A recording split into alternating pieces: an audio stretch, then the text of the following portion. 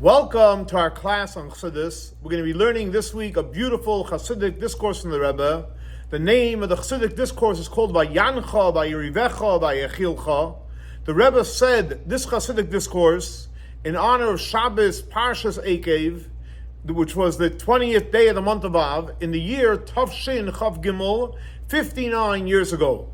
The Rebbe went on to certify and edit the Chassidic discourse in honor of Chav Av, as we know is the anniversary of the passing of the Rebbe's father, of blessed memory, in the year Tavshin Nun, 32 years ago. So again, the Chassidic discourse is based on the verse in this week's Torah portion where it says, Via'nech, Vi'ar'ivech, Wiyakhilcha Samon, which means God caused us some anguish, and He starved us, and He fed us the manna. That's what the verse says. So the Rebbe Rashab, in a Chassidic discourse with this title, so he asked a very simple question. All throughout the Torah, when you speak out the man, it's a great thing. The Jewish people don't have what to eat, and Hashem gave them manna in the desert. And over here, what does it say? Via'nech, He caused us to have some suffering, Vi'ar'ivech, and He caused us to be hunger. It's the opposite of talking something positive about the manna. So that's question number one. Question number two the Rebbe asked is, we know it says in the Talmud as follows, that Moshe Rabbeinu established for the Jewish people in the grace after meal, so we did several blessings. The first blessing is called Birchas Hazon. So who established that we should make the blessing of Hazon, the fact that God sustains us? So Moshe Rabbeinu established that blessing when the manna came down. That's what it says in the Talmud. And then it goes on to say that Joshua established the second blessing, which is called Birchas Haaretz, the blessing on the land of Israel, when we went into the land of Israel. That's what it says in the Talmud. The Rashba, who's a classic commentary on the Talmud, says like this. What does it mean when we say Moshe Rabbeinu established the first blessing of Birchas Hazon, and Joshua established the second blessing of Birchas Haaretz? In other words, it doesn't mean they actually established the whole concept to thank Hashem with a blessing. But it means that they're the ones that established the language in the blessing. In other words, why? Because to make a blessing after you eat, that's biblical. Like the Talmud says clearly, based on the verse in the Torah where it says, Vi'achalta, you'll eat. V'savata, you'll be satiated. V'rachta, you're going to bless Hashem. So the Torah says clearly that after you eat, you have to bless Hashem. And from there we learn that's the source of the bircha, the blessing of Hazanas Olam Kuloi. You ate, you were satiated, you have to thank Hashem. And then the verse continues on to say, Ala Aretz HaTayva, on the good land. So that's the source of the blessing of the second blessing of Aretz in the land of Israel. In other words, so the Rashba is saying like this, the fact that we make blessings on the fact that God sustains us and God gave us the land of Israel, that's biblical. What the details of the blessing, so the first one came from Moshe Rabbeinu on the fact that God sustains us, and the second one came from Joshua on the fact that God gave us the land of Israel. When did they establish the details of the blessing? So Moshe Rabbeinu established it when the manna came down, and Joshua established a second blessing when we went into the land of Israel. Now, the Alter Rebbe in Likutei Torah, he says, okay, so what do we have? We have the first blessing, Birchas Hazon, which is on the manna, which Moshe Rabbeinu established. The second blessing is what? Joshua, when we went into the land of Israel. So the Alter Rebbe says, 1 second.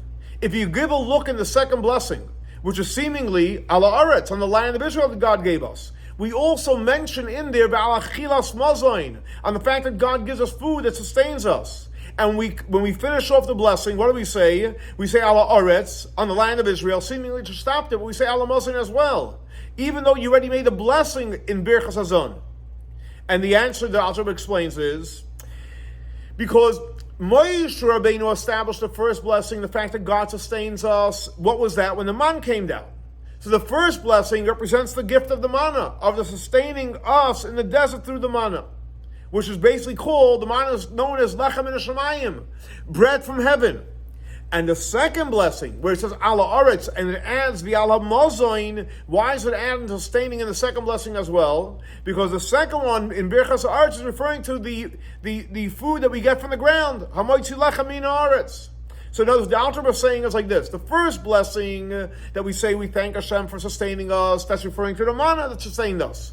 And the second blessing is we're thanking Hashem for the food that we have from the earth. So Rabbi asked a simple question, 1 second. What does it say in the first blessing? Hazon, God sustains us. Now, what does that mean? And like the verse says clearly, Vi'achalta, V'savata. You're going to eat and you're going to be satiated. Now, how are we satiated? How does a person become satiated? Mainly from bread that comes from the earth. But nevertheless, the blessing ala mozain, on the fact that God sustains us, is made from the bread from the earth. Where is that mentioned really? In the second blessing, ala aretz ala mozain. And over there on the second blessing, it doesn't say Ve'achalta v'savata. You'll be satiated. It says only al aretz. And the fact is, the blessing that we say, the first blessing on Hazon, where it says Ve'achalta, you're going to eat, v'savata, you're going to be satiated, that's referring to the man. Now what's the problem with that? The man, we just learned in the Torah says clearly, Via'nach, he caused us pain, Vi'arivech, he starved us. So why are we making the blessing where it says Vi'achalta v'savata, the first blessing? The fact that we're satiated. And that's connected to the manna. The manna doesn't give us satiation. That's the question of ask. Also, we have to understand, we know that in Yom Kippur, so the Torah says that we have to be uncomfortable. The Inu of Yom Kippur, we have to be uncomfortable in Yom Kippur. Now, what does it mean to be uncomfortable in Yom Kippur? So we learn from being uncomfortable with the manna. In other words, just like when it comes to Yom Kippur, what does it say? The Torah says, that you should have uncomfortable, you should be uncomfortable to your soul should be uncomfortable. What does that mean, uncomfortable? So we learn now, but since by the man it says, by Yancha, he made you uncomfortable, by Yerivech, and he starved you, so just like by the manna, what does it mean that he caused you pain and anguish, is by not feeding you. So the same thing also, by Yom Kippur, what does it mean? By Nisan, that means you shouldn't eat. Fascinating. So how do we know that when God said you should be uncomfortable in Yom Kippur, it means not eating? We learn it out from the manna. So I've asked a simple question. The fact is like this.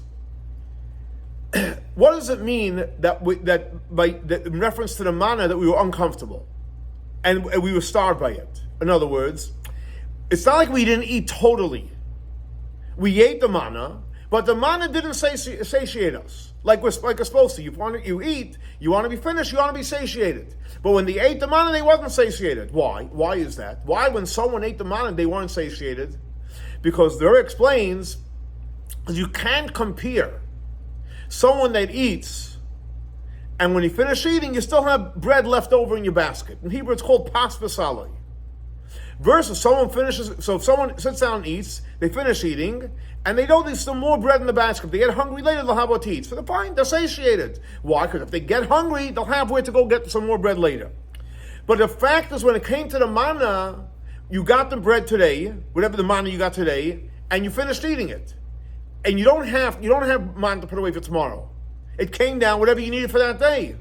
So therefore, the man, even though you ate it, and maybe at the moment you felt full, but the fact is in your mind, if I get hungry in an hour, 2 hours, and 6 hours, what am I going to eat? There's no pas v'saloi. So therefore, by Yerivech, that's what caused us to be hungry, because we didn't know when the next bread's going to happen. We're hoping tomorrow Hashem's going to give us more manna, but we don't have right now.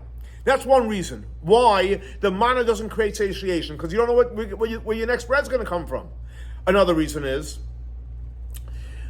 the Rebbe explains that you can compare someone that sits down to eat something, you see what you're eating, versus someone who doesn't see what they're eating. So you sit down to eat, whatever it may be, whether it's bread, whether it's fish, whether it's chicken, whether it's meat, whether it's grass, whether it's seaweed, whatever you're eating, you see it. So that satiates you. The seeing it makes you feel good. Versus the manna was a neutral thing that whatever. It didn't look like not bread, not like fish, not like chicken, not like seaweed, not like tofu, not like anything. So when you eat, when you see what you're eating, it causes satiation. Versus you see this like bland thing, it doesn't cause satiation. Now, on the other hand, in the manna, you were able to taste everything, but they didn't see what it was. You just saw a neutral piece. Now, so since you compare the uncomfortableness and the starving of man to the uncomfortableness of Yom Kippur. So what does that mean? That when we say that a person was uncomfortable and they were starved of man, it knows. Not only does it mean that the man didn't make you satiated because you didn't see it or you don't know when your next bread is coming. It means you didn't eat, but the fact is the man you did eat. So how are they comparing with learning out? Oh, you know why in Yom Kippur you shouldn't eat? Because the man you was starved. 1 second, the man we were starved, that's because we had what to eat, but we didn't know where the next piece of bread was coming from. We ate it, we didn't see what we were eating, but we still ate. So how do you compare the two? And to break another point, Rebbe says, based on this, we have to understand even deeper, because what are we saying? The first blessing is Hazon, God satiates us, and we said Moshe Rabbeinu established it. For the manna, the fact is the manna didn't satiate us. So why again is the first one connected to the manna? What's the connection? Also, we have to understand, today, we don't have the manna today. So therefore, all the blessings of the great seven meals is seemingly all for the bread that we get from the earth. But nevertheless, the actual details of the first blessing was established by Moshe in reference to the manna. But what does the manna have to do with us today? We don't have the manna today. So these are all the questions Rebbe asks on this idea of the manna. So now Rebbe is going to explain these as follows. We're going to understand this based on introduction, what the Medrash says. The Medrash actually says that the manna was a food that made us hungry. Think about that. You're eating food, and the food is making you hungry. So the Medrash says the manna is the food that makes you hungry. What does that mean? And the Rebbe explains. Because the fact is, what does the verse say? Via'nch, he caused you pain, anguish. Vi'yir'ivech, he starved you, and he fed you the man. So in the verse, it's actually very, very clear what the Medrash is saying is that he starved you by feeding you the man. So the man is what starved you. The man made you hungry. That's what the Medrash says, and actually flows in the verse as well. Okay, what does that mean? How can the man that's feeding you make you hungry? If it's feeding you, it should satiate you. And why is it making you hungry? So Rebbe says that the man, spiritually, what is it referring to? It's referring to the Agadah, which means the stories of the Torah. Like, for example, it says clearly in reference to in the Torah, reference to the man, how does it describe the man? So it says, "V'hu kizrak Gad Lavan." It's like God, a white God.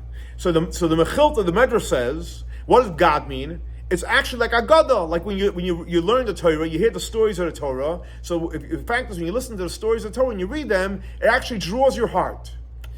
In other words, and what is that God of the Torah referring to? It's referring to the previous Torah, the internal part of the Torah, the Chassidus, the insights of the Torah, etc. So in other words, what Rebbe is explaining is like this.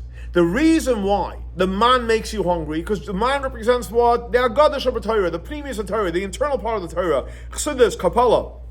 And as you learn Chassidus, Kabbalah, and the previous Torah, so now you're drawn to God. It's making you hungry to connect to God, to relate to God, to have a relationship with Hashem. Now, and there was explained many, many places that the food from the earth, that comes from the earth, that's spiritually connected to the revealed part of the Torah. And the food from the heaven, the man, is connected to the internal part of the Torah. So you see, there's a real connection. Now, why does previous Torah make you hungry? I mean, you're learning Torah, whether it's Kabbalah, Chassidus, why does it make you hungry? You feel great, you're connecting to Hashem, so why does it make you hungry? Rebbe explains it on a spiritual level. Because what is the whole idea of previous Torah? When you learn Chassidus, when you learn Kabbalah, when you learn mysticism. So what are you learning? You're getting to know, and I'll say it in Hebrew, I'll translate it, you're getting to know your dias, you're getting to know the metzias of what Hashem is. You're learning about the spheroids, you're learning about the different levels of the worlds, and you're learning about the different tzimtzumim, and so on and so forth, different components of Hashem. But you're not grasping the essence of Hashem. We have a lot of words, a lot of concepts, and a lot of references, and we're understanding many, many, many, many levels. So that's called, we understand the Metzias, what it is. But to really say that I'm touching it, and I get it, and we're finite. We can't get to the essence of Hashem. Therefore, when we learn Chassidus, Pnimius HaTorah, it's connected to, we're starved. Like, for example, the expression of someone that's starving to hear the words of Hashem. We want to get to the essence. It's not enough knowing the Metzias. We want to get to the essence. So that's the connection why the manna is actually something which causes hunger, because it's referring to Chassidus, and Chassidus we get the Metzias, but we don't get the Mehus. So we're yearning to get to the essence. To take it a step deeper, the Rebbe says like this. This that we say, the Medrash says, that the man is a food of hunger, what does that mean? It doesn't only mean that when a person, for example, eats the man, so you eat the man, you're hungry, but you still want more. But a step further, it says, that a step deeper in the hunger, that the man itself is a food of hunger. Till now we learned that you're learning Chassidus, you're learning the Metzias, you have something, but you want the Mehus. Now they're going a step further. No, the whole learning is yearning. The whole learning is a learning of hunger. What does that mean? And they're explaining like this. So we're going to go into a deeper level of the hunger. In the first level we learned, we got it, but guess what? It's only a Metzias, we want more. In the second level, we're saying, no. The learning itself, the whole learning is a yearning. Why is that? Never explains like this. With an introduction, what we learned before, that the food from the earth, lechem min haaretz, is referring to what? The revealed part of the Torah. The food from the heaven, the manna, is referring to Chassidus, Pnimius Torah. So that's in general. But more specific, in general, lechem min haaretz is the revealed part of the Torah. Lechem min hashamayim is Pnimius Torah. But more specific, both these components of food from the earth and food from the heaven are both found in the internal part of the Torah, in Pnimius Torah. So Pnimius Torah, even though in general it's referring to lechem min hashamayim, but there's also a component of lechem min haaretz also in the Pnimius Torah. How is that? Never explains this. He brings what the Alter writes in Tanya, that when a person learns Pnimius Torah, when a person learns Chassidus, so the Alter gives two ways he describes it. One is, he says, when you learn Pnimius Torah, it's a mitzvah rama v'nasa. It's a very, very huge mitzvah. When a person's learning Chassidus, it's a huge mitzvah. That's number one. And number two is, when you learn Pnimius Torah, it brings you to create a complete heart. You transform your heart. That your heart is totally focused on Hashem, and it doesn't veer off to the right or to the left, down or whatever. It doesn't go anywhere else. It's focused, head on. Which was huge. So the Alter is saying is like this again. So learning Pnimius Torah accomplishes two things. One is the huge mitzvah, and the second thing is it transforms your heart. And there explains like this: when you learn Chassidus, why does it cause you to transform your heart? Because when you learn Chassidus, there's a certain component of learning Chassidus, learning Pnimius Torah, which is connected to transformation. What means transformation? The heart is made up of the emotions. Chesed, Gvur, Tiferes, Netzach, Yesoid, Malchus. It's connected to the idea of the emotions. So when you learn Chassidus, you're transforming your emotions. So that's transformation. What's transformation? That's more associated with lechem min haaretz. In order to have food from the earth, you have to plow, and you have to water, and you have to sow and reap and harvest, all the work that goes into the earth. Now, same thing on a spiritual level. In order to transform your heart, you have to do a lot of work. However, so that's one level of learning, which will transform the heart.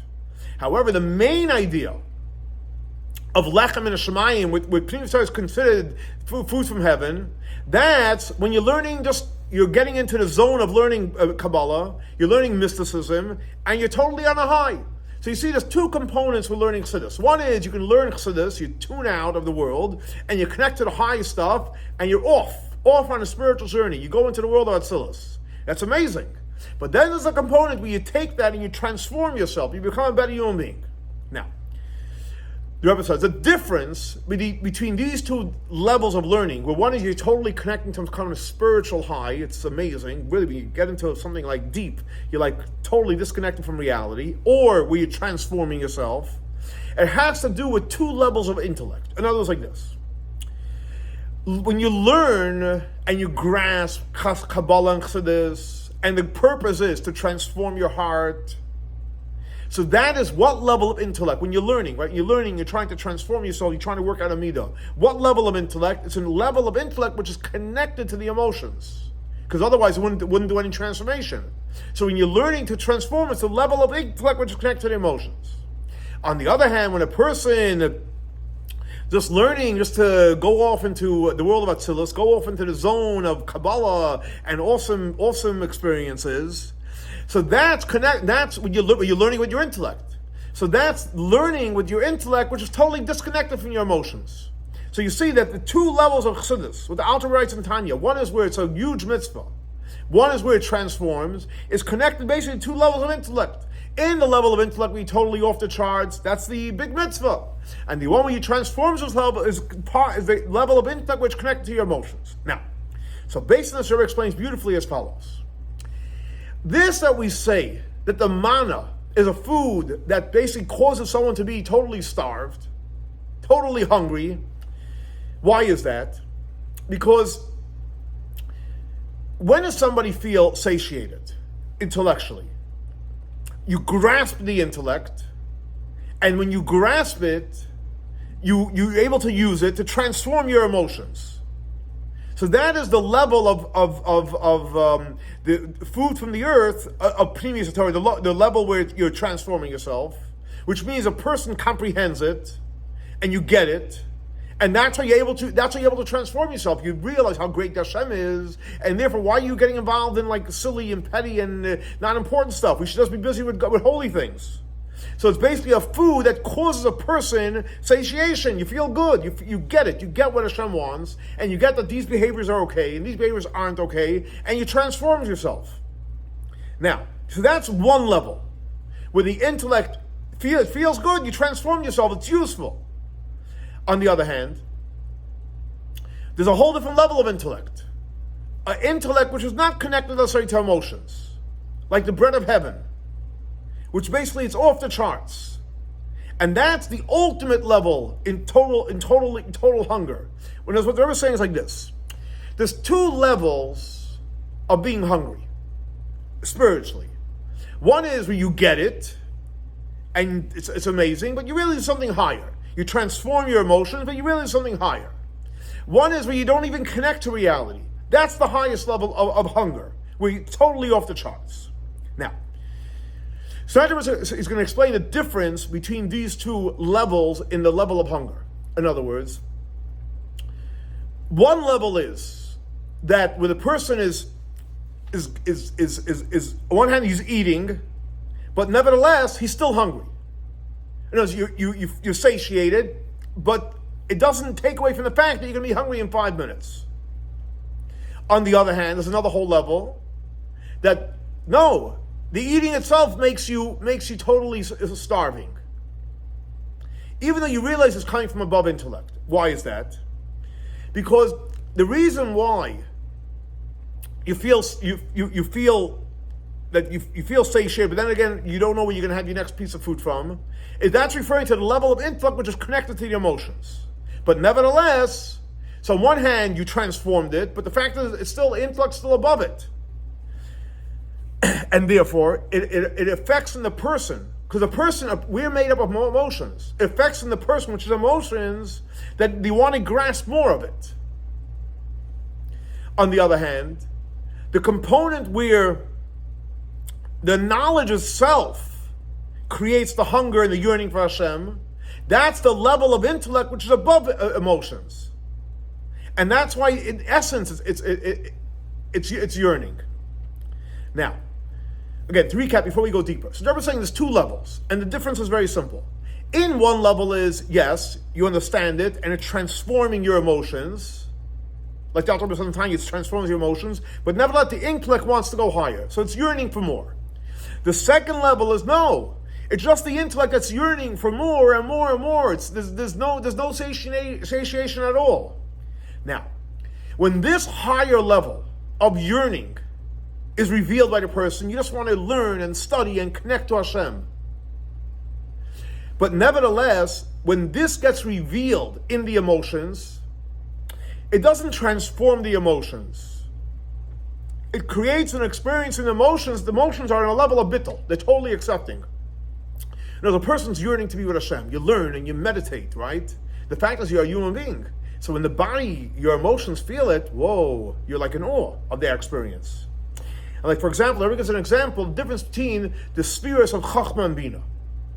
In other words, when a person meditates using Bina, so when a person meditates on the greatness of the infinite light of Hashem, which is above everything in the world, So what happens when you meditate on the greatness of Hashem? You start loving Hashem. Huge love. And you have a tremendous yearning for Hashem. But nevertheless, what calls you to yearn for Hashem? Your meditation. So in Kabbalah it's called a yes. You're somebody that loves Hashem. So Bina, absolutely, you can meditate and come to love Hashem. But there's a somebody that's loving Hashem. But then there's a whole different level of loving Hashem. It's called the vision of Chachma. The vision of Chachma, there's no me that I am loving Hashem. It's the vision. And then you come to tremendous awe for Hashem, and that's real bittul. That's real acceptance. So you see the connection between the two levels in the starving is like the level of Bina and Chachma. By Bina, you're somebody and you love Hashem. So you feel good, you love Hashem, but then again, you're yearning for more, but you're still anchored in you. So you feel satiated, but then you're yearning for more. In Chachma, there's no you. It's just connecting to Hashem. Now, if that's the case, the person is less on the level of Chachma, you're totally just yearning for Hashem, so why is it called you're hungry? You're connected with the light. Because the fact is, Rebbe says, the transformation that takes place, that when a person eats the manna on a spiritual level, he's totally humble to Hashem. So what happens then is, you reach that level, you're totally in awe of Hashem, you're one with Hashem, Chachma, you battle to Hashem. What happens? You think that's over? There's nowhere more to go? No, when you get to that level, you become a vessel to receive even a higher level. So even though it's a huge level, you totally, wow, I'm accepting. You're one, you're just yearning. So why are you starving? Because you're starving because now you want to go to the higher level. You want to even go higher. And it was like, Rebbe gives an example where it says, to give them life in hunger, which is referring to the holiday of Yom Kippur. What does that mean? You're giving them energy when they're starving Yom Kippur. So the Rebbe explains, the starvation of Yom Kippur, what is that on the spiritual? What does that mean? It's a level of tainug. We know in Kesser, the highest sphera, the higher part of Kesser is Atik and Arach. The higher part is tainug, lower one is Ratzain. Yom Kippur, what's shining Yom Kippur is tainug atzmi, the essence of pleasure, which is not even felt, and which is higher than eating, and higher than eating and drinking. That's actually one of the reasons why on Yom Kippur you're not allowed to eat and drink. Why? Not because you're not allowed to eat and drink in Yom Kippur, because you don't want to eat and drink in Yom Kippur, because you're experiencing the high level of pleasure of Hashem, which is not bound by anything physical. The eating and drinking would blow it. You want to have this tremendous pleasure of Hashem. So what does it mean, lahach yosim merav? Because on Yom Kippur, Hashem feeds us in the hunger of Yom Kippur, which basically is we're totally disconnected from reality. We're yearning for the Tainug Atzmi. We receive energy from this highest level of pleasure. So that's the highest level a person can reach. Now, so based on this, Rebbe explains beautifully, he says like this. This idea that we just learned, there's two levels. One is where, on one hand, there is some kind of me that's enjoying, but again, I'm yearning for more. And then there's a higher level where I'm just totally one with Hashem, but even there's a yearning because you want to even go higher. So he'd like to connect this with a teaching in the Zohar. The Zohar says as follows. The Zohar says, based on the verse in the Torah, Ru'u, give a look, Ki Hashem, because God, Nasan Lechem Shabbos, gave you Shabbos. So the Zohar says, Rabbi Yitzchok Pasach, he opened up and he says, Shir HaMalos, the Song of Ascents, Mima Makim, from the depths. So the Zohar says, what is Mima Makim from the depths, which is basically plural. Depth is one depth, Makim is a double depth. So the Zohar says, referring to Umka, the depth of the Kula, and I'll explain soon what it means, and Umka, the Bira. Two levels of depth. One is called Kula, and one is called Bira. So the Rebbe brings, this is the Zohar, the Rebbe brings from his father, who is celebrating the anniversary of the Yortzeit. So he brings from his father, he writes notes on his book of the Zohar. He had the book of the Zohar, and on the side he had notes. And the Rebbe says, unfortunately, many years, the book with the notes of the Rebbe's father was in captivity. And recently, obviously, when the Rebbe said the Discourse, it was redeemed. And it was his book, the Rebbe's father. Can you imagine the Rebbe's father's book of Zohar, with other books that he had that was held in captivity, and reached, obviously, the Rebbe received it. And he explains over there, what's the connection? The Zohar says, look, Hashem gave you Shabbos. And they said, Mimamakin Kurasich Hashem. What's the connection between Mimamakin Kurasich Hashem and Shabbos? So the Rebbe's father explains, what's the connection of Makim to a Shabbos? And he explains like this. What is Makim? What does the Zohar say? Umka de kula, bumka de bira. So what is umka de kula, bumka de bira? So umka de kula is referring to the idea of chachma, the depth of chachma, and umka de bira is referring to the depth of bina. And from the depth of chachma and from bina, it flows down energy to all the 6 midos of Zah. Zah is a small face of 6 midos. And like it says in the Zohar, Mavuin Nafkim and Agan Lachbercha, the Kula, it comes out to be a blessing for all the emotions. Okay. So in other words, the Rebbe's father explains, the Makim is referring to the Umka of Chachma and Bina, and from there it goes into the 6 midos. What's the connection with Shabbos? The Rebbe's father explains like this. This is the connection with the Ru'u Ki Hashem Naslachem Shabbos. Because Shabbos, we know, is the 7th day of the week. And in Kabbalah, the Kabbalah is referring to which sphere? It's referring to the sphere of Bina. And that's why it's called Umka de Bira. So Shabbos is connected to the sphere of Bina, and as we learned already, Bina is connected to Umka de Bira. In Umka de Bira, in Bina, what's in Bina? In order to have Bina, you have to have the Umka de Kula, you have to have Chachma in it. So the Rebbe's father is saying is this, that Shabbos is Bina, and in Bina you have Chachma. The Shabbos is Bina, which has Chachma inside as well. From Shabbos, you bless the whole 6 days of the week, which is the 6 midos of the small face. So you see that what? Makim is referring to the depth of Chachma and Bina, which blesses the 6 midos. Shabbos is connected to what? Chachma and Bina, which blesses the 6 days of the week. And the Rebbe's father continues on to explain as follows. And this is what it says beautifully, V'karasa l'Shabbos oinik. You should call Shabbos oinik, pleasure. So the Rebbe's father says, oinik is made up of 3 letters, ayin, nun, and gimel, which is an abbreviation. Ayin is for Eden, the Garden of Eden. Nun is for Nahar, the river. And gimel is Gan, the garden. What does that mean spiritually?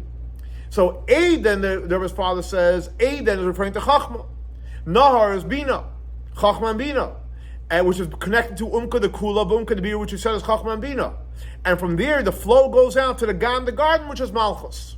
That's what the Rebbe father says. Now, so again, across the Shabbos Oinig, Chachma, Bina, going into Malchus.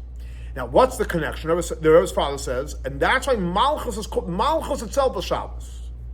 Why is Malchus called Shabbos? And Rebbe explains beautifully. He says like this: because Shabbos has the letters of Shin, Beis, Saf.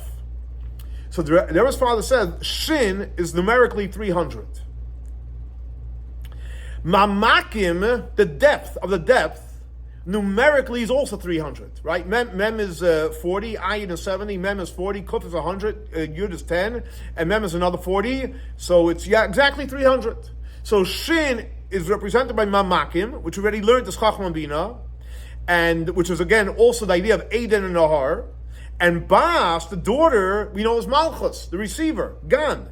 And from in here you receive the blessings from where? From the Nahar and Eden and Makim.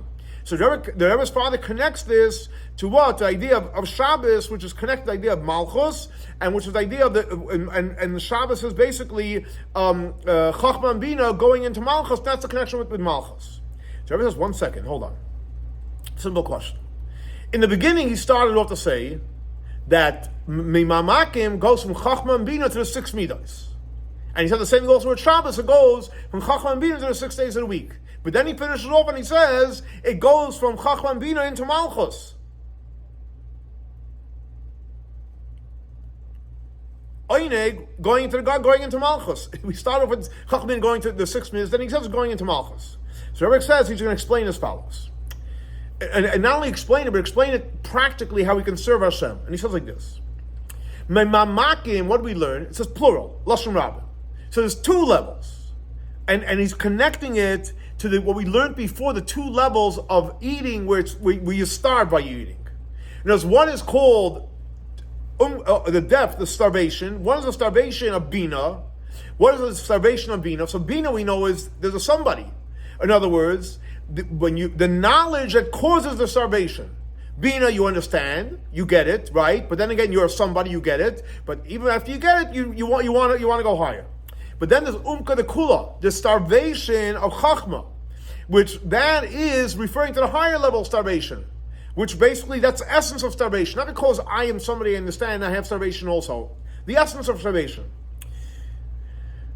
So you see that's connected to what we learned before, the two levels of starvation of the mana. And these two components, of where it comes down into Zah, the 6 midos, and to Malchus, that's connected to the two levels of the intellect of the person. Now, so one level is when the person is totally disconnected, and that's represented by the idea of Zah, the 6 midos. And the other way is where you're connected to reality, which is connected to Malchus. Malchus is where it's connected to the world.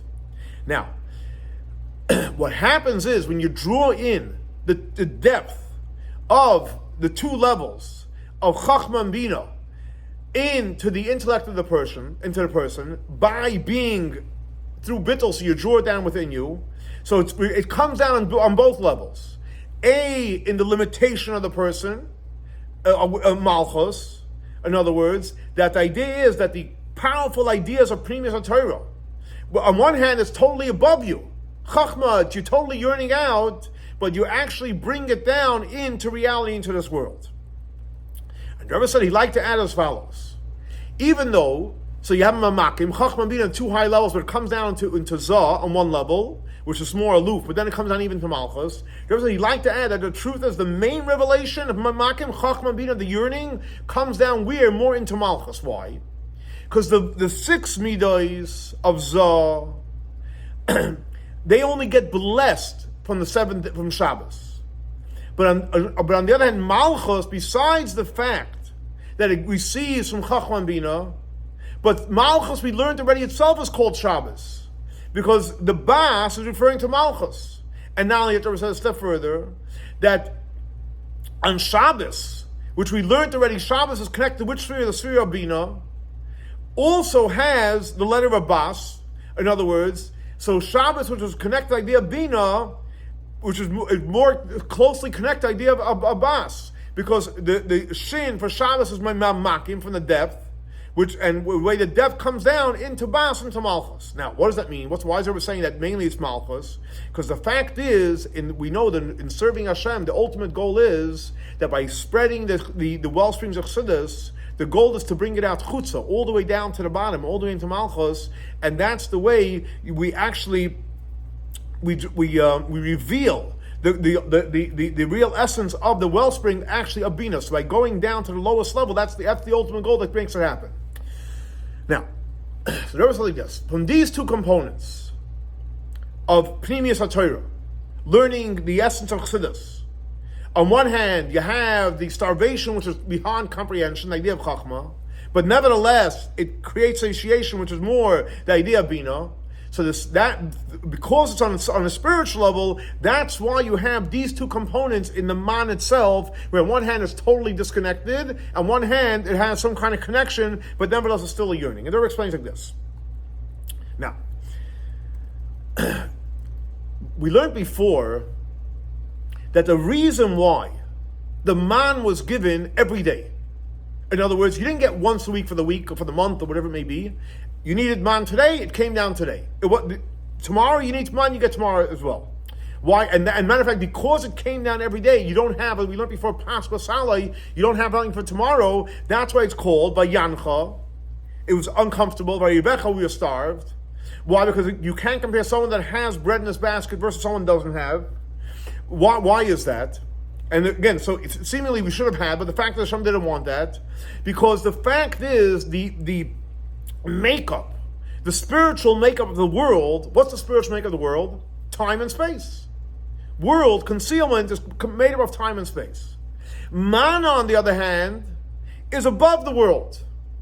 It's above time and space. So even after it came down to the world, it didn't get affected by the world. So man, even though it came down to this world, and we were able to eat it, but it stayed above the world. So since it did not get affected by the concealment of time and space, you need it new every single day. So the reason why man is needed every day, because man remained above the world, which represents the idea of its yearning. It's totally connected to Hashem. It comes down, you got it for today, boom. You don't use it, it's gone. You need more tomorrow. It's not subjugated by the limits of world, time, and space. And that's why it says you can't compare someone that has pas, bisalai, bread in your basket, which Sirsa doesn't have. Why? Because when you have bread that came from the earth, and the same thing, everything else that comes into the physical world, so you don't, when you look at it, you don't see that Hashem is creating the world every single second. You have bread, it's sitting here. How do you see Hashem's creating the world right now? So you think that you have bread. But on the other hand, when you have man, what do you see in the man? You see that Hashem is creating the world every second, because today you have it, and tomorrow you need a new one. So in other words, what seems to the person is that it's in his basket, that's regular food. But the fact is, from the man, you realize that everything comes from Hashem. In other words, it's not in your basket. From the man, you see who's running the world. Hashem is running the world. There's no laws of nature. Time and space doesn't really exist. What exists is Hashem's blessing. So that's one component. The same thing also, the fact that the man had tasted everything. Any type of taste you wanted, you had in the manna. In something finite, you can't taste any type of taste. If it's this taste, it's this taste. If it's that taste, it's that taste. And matter of fact, the man not only had every taste, it could have opposite taste. In food, it's either this or that, and you can't have opposites. Now, why did it have every type of taste? Because even when it came down into this world, it wasn't affected the world. It was still food from Hashem. So it was food that's above any limits of this world. And that's what it means. You don't see it. You don't see it when you're eating it. Because the physical eye of the human being, the limited eye of the human being, could not comprehend and could not grasp the infinite part of the manna. And therefore you couldn't even see a simple food out of it. Like if you have this huge light, the person can't see it. It's too strong. So you see that the man is represented by what? Even though afterwards it came down to the world, it's still above the world. You have it today, you don't have it tomorrow. It represents the idea that Hashem is creating the world constantly, and it also represents ideas that it's not limited to one thing. You can't even grasp what it was. You can't see it. Now, and here comes Rebbe says something very, very beautiful and very powerful. So what happens is like this: you have the manna. So on one hand, you have the manna. But on the other hand, you know that you realize Hashem runs the world. So on one hand, it's satiating you, but then again, no, it doesn't, because I need it tomorrow new. You realize Hashem runs the world. On one hand, you have the manna, but you can't see, you can't grasp the infinite part of the manna. You can't grasp you can have all these different tastes. So basically, you're starving from the manna. There was something very powerful, and this is like one of the most powerful parts of the Chassidic discourse. This that the man causes you of starvation means you have it, but then again, it's infinite, and all these components. That's when a person is arrogant, when a person is somebody. So you can't connect to it. However, when a person is in a level of, I'll say it in the Hebrew, I'll translate it, the person is a level of bittul alakos. When a person is a level, he's accepting whatever Hashem wants. So the main benefit and the main pleasure comes not from my basket. But it's not because I can't feel it from my basket. It's coming from Hashem. When a person is willing to accept Hashem, so the real pleasure you get from is not from physical things. Not when you can see it, you don't see it, it's coming direct from Hashem. And when a person behaves in a way that you're totally in a level of bittul, you're totally ready to accept whatever Hashem wants, then you become a vessel to receive the infinite power of Hashem, and then roya, you can see va'oichel, and you can eat it. And it's not that you see it, but you don't see it and you're eating it. No, you see it. What do you see? You see the power of Hashem. So based on this, Rebbe explains beautifully and powerfully, and he says like this. Based on this, Rebbe explains, this is why the first blessing, and the first blessing of the grace after meals is based on the verse in the Torah that says, Viachalta, you're going to eat. V'savata, you're going to be satiated. V'rachta, you're going to bless Hashem. Now, what is this referring to? Food from the earth or food from the heaven? The manna. The first blessing in the Torah, where it says, we know Moshe Rabbeinu instituted for the manna. But what was our question? What do you mean manna? How's manna satiating you? And Rebbe says, no. Because the main true satiation, not in theory, real honest satiation, and Rebbe goes a step further, not only satiation, wealth. Because the fact is brought down in many commentaries that when the Jewish people received the manna, besides manna, they actually got down a lot of jewels and a lot of wealth they got with it. But the point that we're saying is that the real, true satiation and real wealth comes not from your effort by planting and doing your work, but it comes from manna, it comes all from Hashem. And when a person feels that whatever you're receiving is not from your basket, from your effort that you put in, but all the gifts is coming from Hashem. Just like the man, where it was in a revealed way you saw that every single day you're getting it from Hashem. And so in other words, they're explaining beautifully why in the first blessing are we still thanking Hashem for the manna? Because the manna is teaching us, yes, we know where all our blessings come from. You know where satiation comes from? It comes from Hashem. So the first blessing, vi'achilcha, you want to eat and you want to be satiated? If you think that it's coming from your effort, you're never going to be satiated. When you realize it's all coming from Hashem, that's true satiation. And that's why the first blessing is a connected idea of manna. And the fact that Rebbe says every single person could come to this feeling. He said, how can I come to that? Everyone could come to it. And especially, like it's known, the Rebbe says, that sustenance, parnasa, livelihood, wealth, success, today, even in Gullus, it all comes just the same way it came from the manna. We think we're putting in the effort. No, all the blessings come from Hashem. And when a person feels it, that everything is coming from Hashem, all our blessings come from Hashem, then you become a vessel to receive the real flow, the infinite flow, just like the manna straight from Hashem. So the Rebbe is saying is we have the power to feel it, and when we feel it, we will actually become a vessel for the infinite blessings of Hashem. And like it says in the Talmud, a full vessel, you can't put anything in it. But on the other hand, if you have an empty vessel, you can have a lot of things in there. But if it's full, you can't. In other words, what does it mean you're a full vessel? When a person thinks he's just somebody, and especially when you think that everything you have is your basket, a full basket, how are you going to have anything more from Hashem?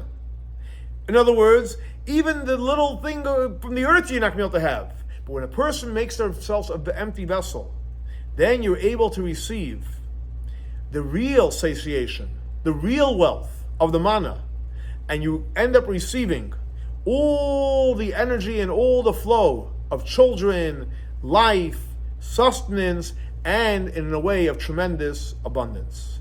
So we just learned a really, really beautiful Chassidic discourse in the Rebbe, a really powerful one, a really, very practical one. You have to remember, the fact is, everything comes from Hashem.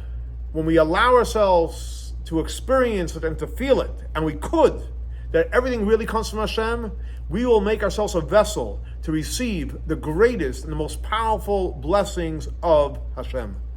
Thanks so much for joining us for our weekly class on Chassidus. Let's hope our class will be next week with the tremendous abundance of the revelation of Mashiach, and our next class will be in Yerushalayim, Ir HaKodesh. Have a great and blessed week. Shavua Tov.